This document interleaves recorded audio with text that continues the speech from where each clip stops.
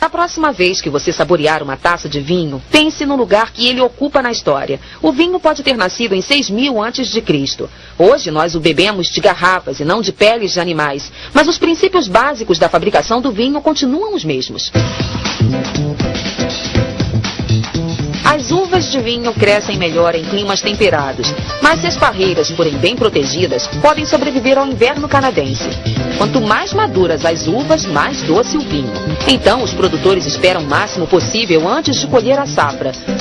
Os catadores juntam as uvas, cortando os cachos manualmente com tesouras para evitar rasgar a planta. Para o vinho tinto, os fabricantes usam toda a uva tinta, suco, casca, polpa e até as sementes. Para o vinho branco, eles usam só o suco de uvas brancas. Enquanto o processo de fabricação do vinho em si, com certeza, é um fator, a qualidade das uvas é que vai ser determinante na qualidade do vinho. As uvas são afetadas pelo clima, pelas condições do solo e por como as parreiras são podadas durante e entre as estações. As uvas vão para a trituradora e depois para a espremedora, que extrai o suco.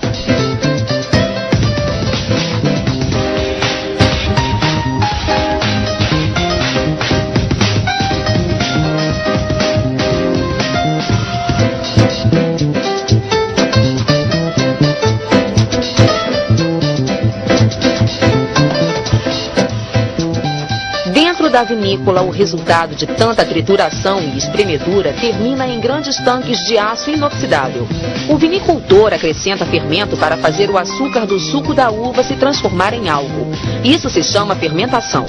Os vinicultores sempre fazem experiências com a fermentação para tentar melhorar a qualidade do vinho. Eles retiram amostras do suco de uva e as misturam com tipos diferentes de fermento. O fermento é encontrado no meio ambiente em frutas silvestres, por exemplo. Os vinicultores hidratam o fermento com um pouco de suco de uva e depois despejam a mistura na amostra de suco de uva. Deixam fermentar e depois veem como ficou. Os grandes tanques de fermentação são refrigerados e o monitoramento de sua temperatura é essencial. O vinho branco deve ser fermentado a 17 graus Celsius. O tinto de 30 a 35 graus Celsius. O período de fermentação depende do tipo de vinho. O vinho branco tem que fermentar por 3 semanas, o tinto por apenas 10 dias. O vinho rosé é, de certa forma, um mestiço feito com uvas tintas, mas fermentadas lentamente, como o vinho branco. E aí fica rosa. Há um passo extra na fabricação do vinho tinto. Durante a fermentação, o tanque é drenado para arejar o vinho. O oxigênio ajuda o fermento a agir mais rápido no período curto de fermentação de 10 dias.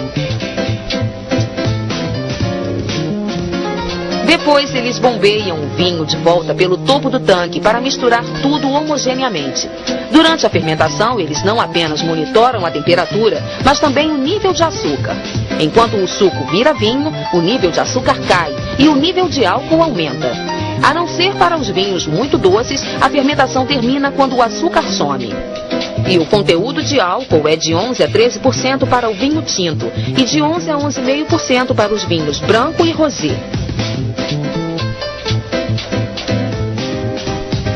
O vinho é armazenado por alguns meses e depois passa por vários filtros de pressão para retirar quaisquer partículas.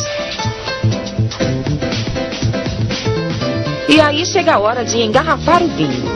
As grandes vinícolas têm fábricas com engarrafamento totalmente automático. As menores operam sistemas semiautomáticos, como este. O segredo para engarrafar o vinho é evitar que o ar entre, porque o oxigênio deixa o vinho azedo. As garrafas de vinho coloridas protegem o vinho da luz, que também pode afetar o sabor. As pessoas têm usado rolhas para fechar as garrafas de vinho desde os tempos antigos, porque elas as selam totalmente, evitando que o ar entre. A cortiça, a propósito, é um tipo de casca de árvore que cresce de novo, por isso a árvore não é danificada.